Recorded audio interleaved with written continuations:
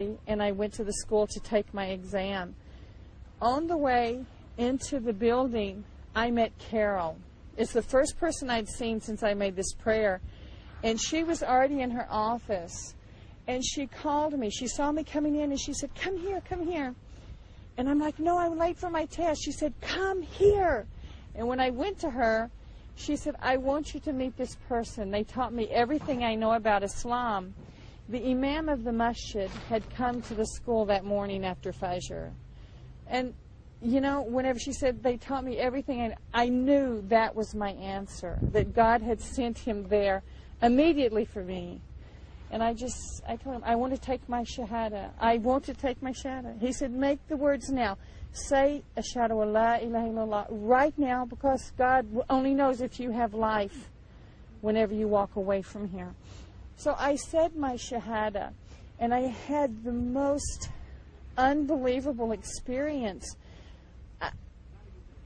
I don't know if you've ever been chilled, like you're cold, and you get into some warm water, and you feel like a warming feeling it came all over my body. And it was like my blood stopped circulating. It's like it had been rushing. There was this energy in my body my whole life. At that second, I knew what my purpose in life was. I felt the peace for the first time. I felt actual, some kind of focus. And I knew that was Islam, and Islam was my way. And so, subhanAllah, that's how I took my shahada.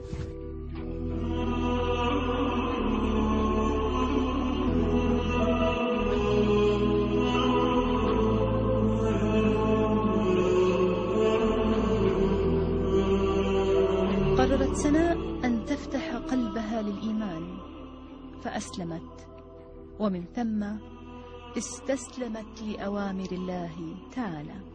After becoming Muslim, I still had the Western mentality of, oh, well, I can be Muslim, but I don't have to really dress as a Muslim, And about 3 months after this time was a time that I really devoted to learning about Islam and learning what was required of me and how actions were important.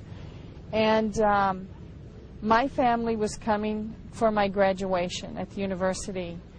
And I knew that if they saw me without a scarf and without practicing Islam, that they would never accept me being a Muslim. They'd never accept me putting on a scarf later.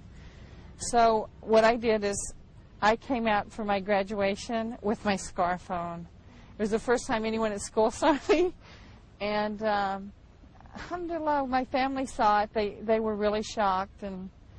And they helped me move back to Louisiana, where my family lives. Most of my family lives there. And it was a difficult transition period for them. It was, imagine me going home. I'm wearing a scarf now. It's embarrassing to for the neighbors to see me. For them, they were very shy about it. But alhamdulillah, I asked my mother whenever she told me, "Please take the scarf off. It's an embarrassment." I said, "Either you accept me with my scarf, or I go away. Don't make me choose between my God and my family, because Islam tells me to serve you and to be the best to you.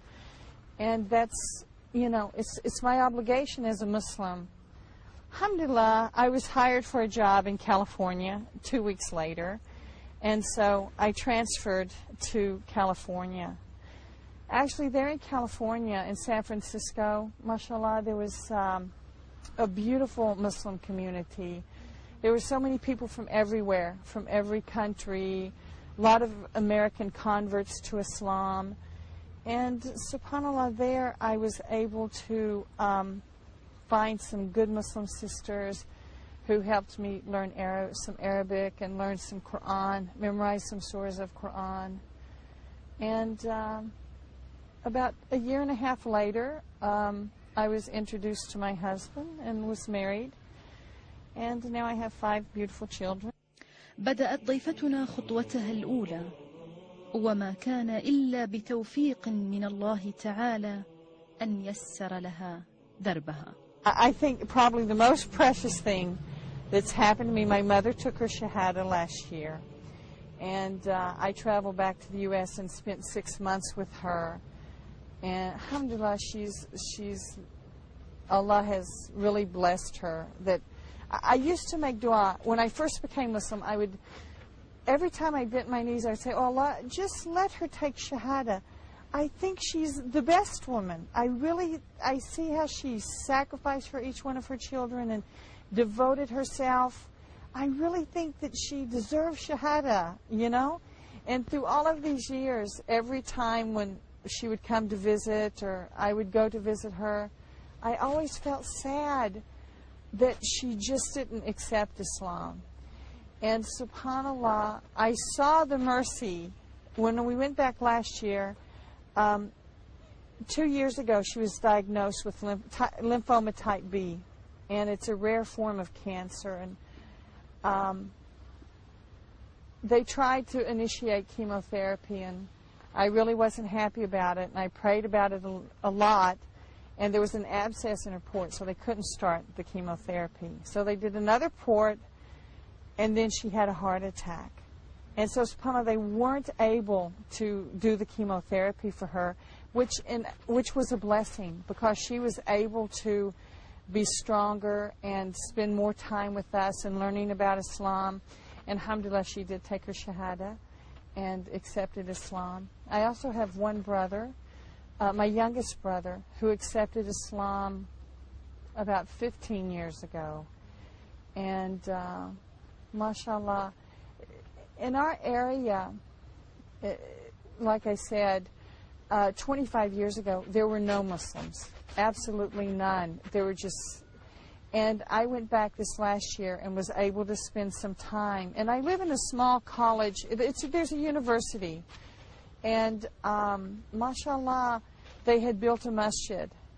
And mashallah, it was full of American Muslims. I mean, there were other nationalities and stuff there.